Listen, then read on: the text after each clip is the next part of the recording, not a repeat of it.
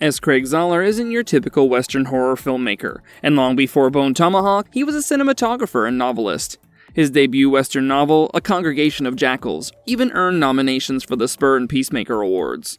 I'm not sure if you know, but this guy also leads a heavy metal band, under the stage name Czar. In short, Bone Tomahawk's writer-director came to shoot as a multi-talented creator with a unique background in film, books, and metal music, and that's the precise reason why the film has reached such a cult status. People, even those who aren't genre experts, love it, and although it didn't perform that well theatrically, the movie became a hit on the small screen and became famous thanks to word of mouth, which is by far the best form of marketing. So in this video, we're gonna explore the 25 insane facts about Bone Tomahawk, a western about a posse of a few men who are on a rescue mission and must fight the most lethal and animalistic tribe ever known to cinema.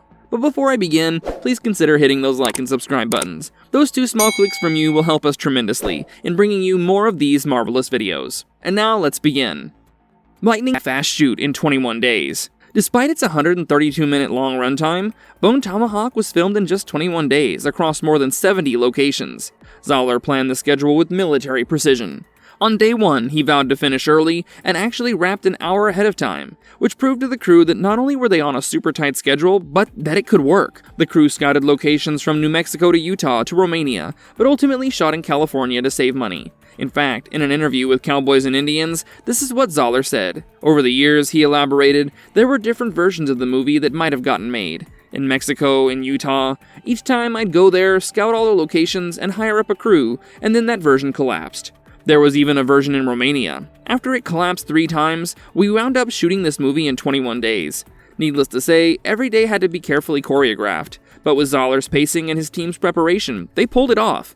But imagine if Bone Tomahawk was set in Romania. The entire vibe of the movie would have changed. But I'm not sure if that would have been better or worse. What do you think? The screenplay stayed exactly the same. Uniquely for a movie, Bone Tomahawk was shot exactly as Zahler wrote it. He largely never rewrote the script after the first draft. During an interview with Creative Screenwriting, Zahler said about this epic western, "With this, you're looking at basically the first draft, and the same can be said of most of my screenplays that are out there." You see, his producers and cast understood this was his vision, so they filmed every scene, every line of dialogue from the original draft. Zahler explained that aside from fixing typos, he almost never changes the story, so what you see on screen is precisely his initial script. In other words, the final film is the pure, uncompromised version of Zahler's Western horror story. And that thing where screenwriters believe that writing is rewriting does not quite apply to this man. And it makes sense. I mean, I know that edits can be good at times, but if your first draft is good enough, you gotta trust your gut and stick to it instead of following the trends, like rewriting or listening to suggestions that might only worsen your movie as a whole.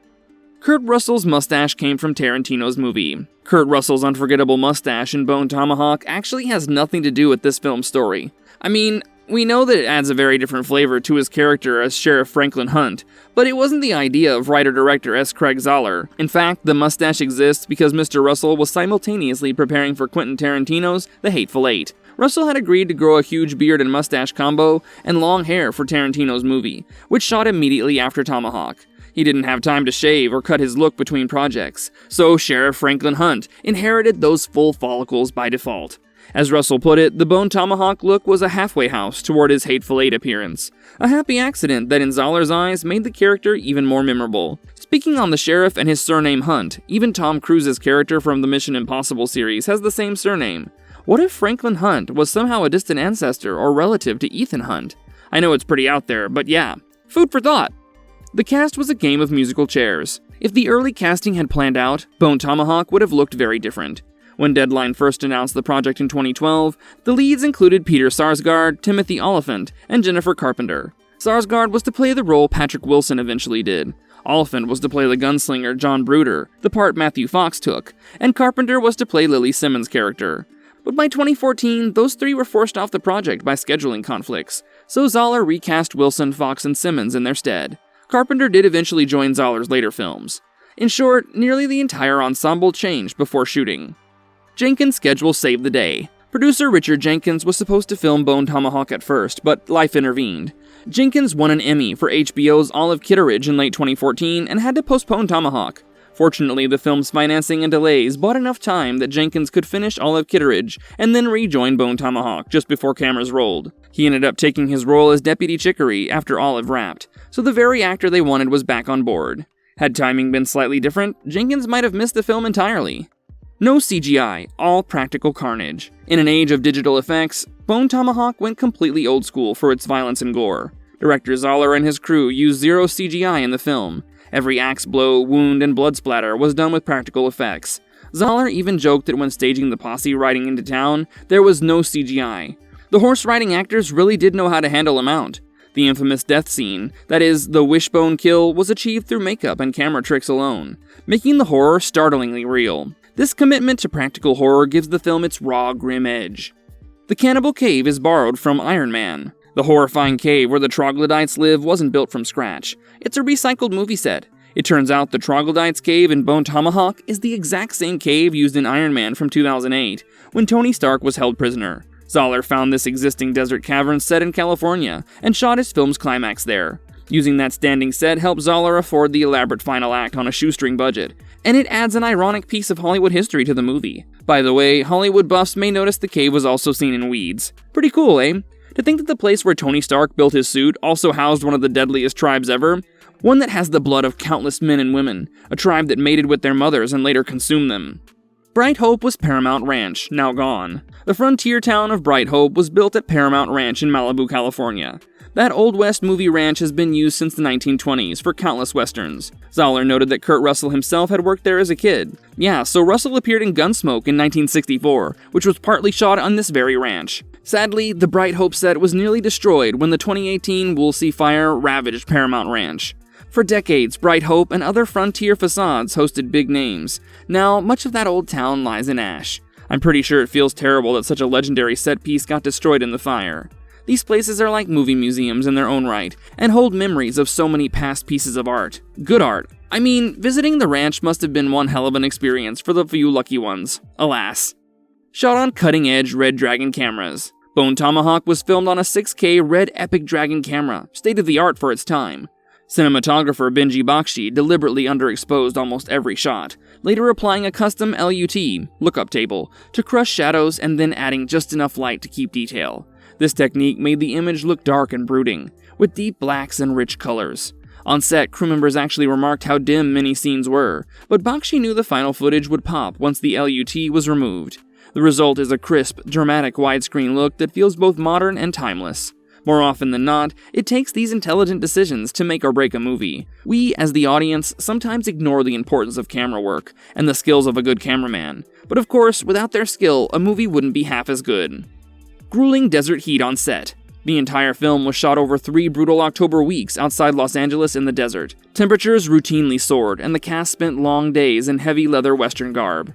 Bakshi calls the toughest part of the shoot the elements: heat, dust, and long remote days.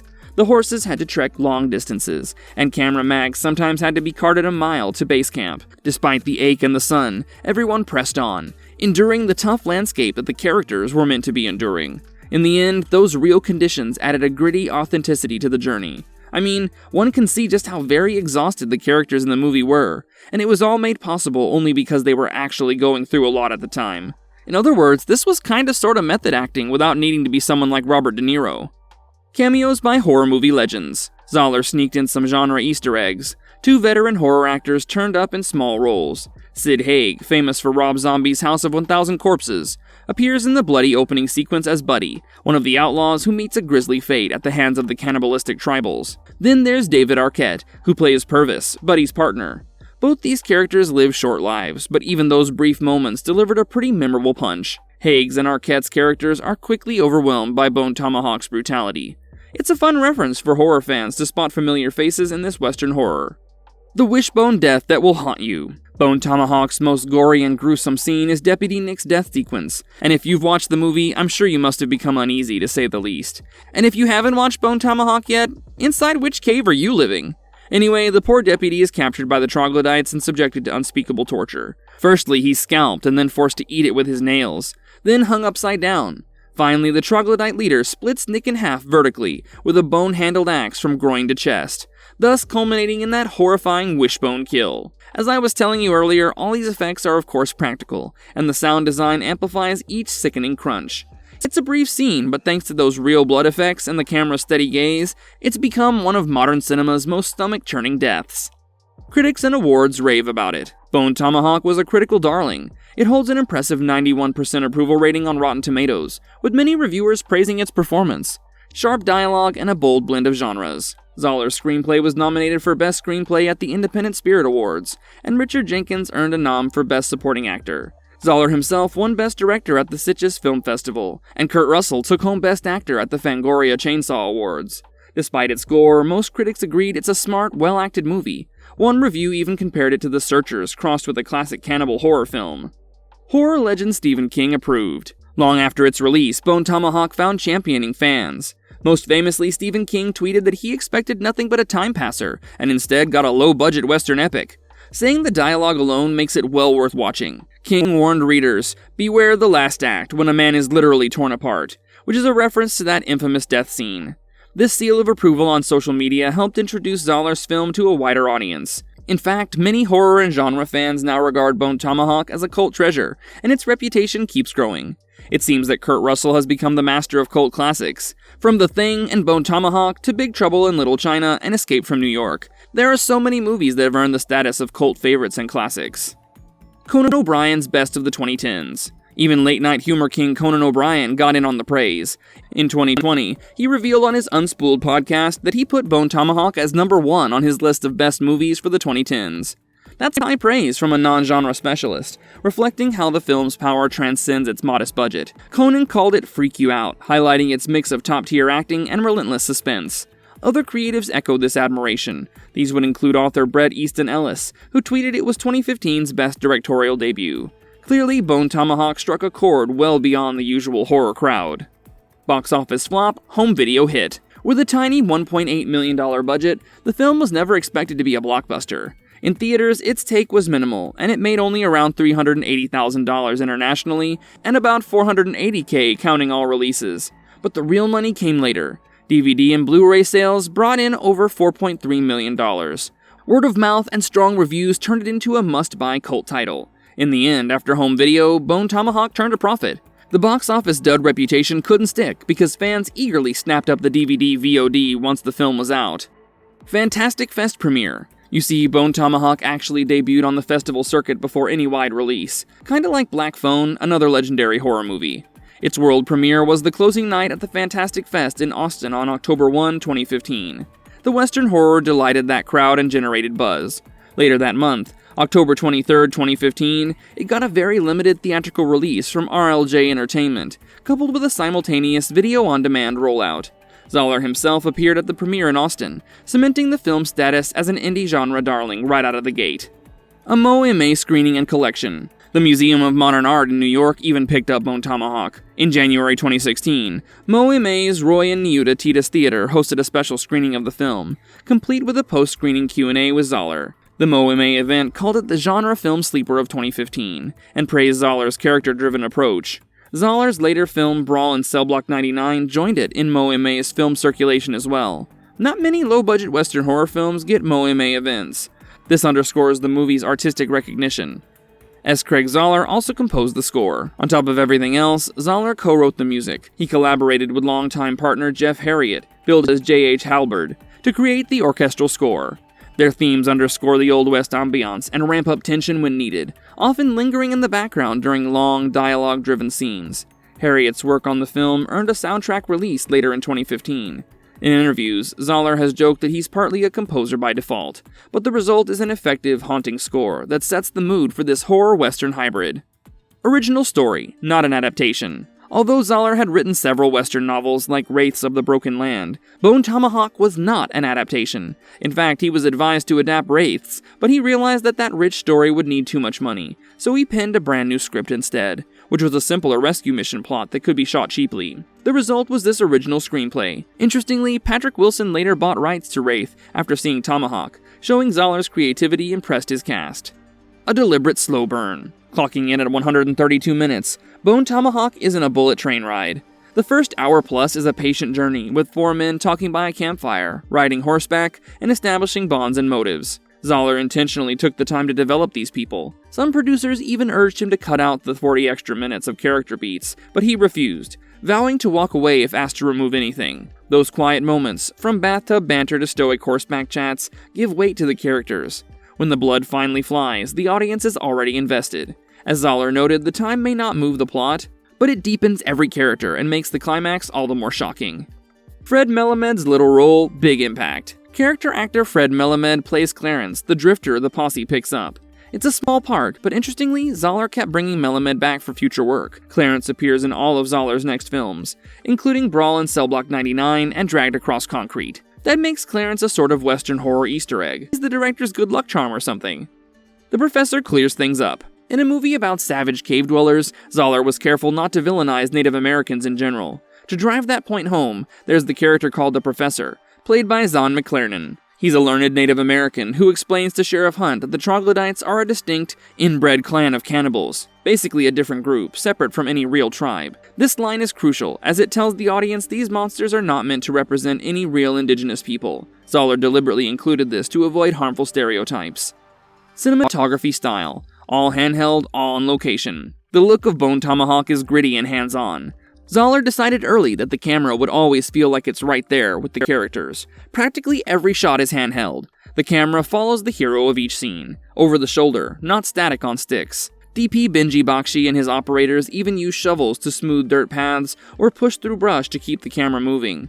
They shot most outdoor nights day for night, and placed just a few lights to illuminate lanterns, which contributed to the moody, natural vibe. Kurt Russell even remarked on how warm and natural the jailhouse lighting looked. And indeed, most scenes were lit as if by fire or lamps. All this gives the film a lived-in, authentic feel, as if you're right there in the dusty 1890s with the posse. That's all for this one, and if you liked our content, don't forget to leave a like and subscribe to us if you haven't already. Have a good one and be safe. Thanks everyone!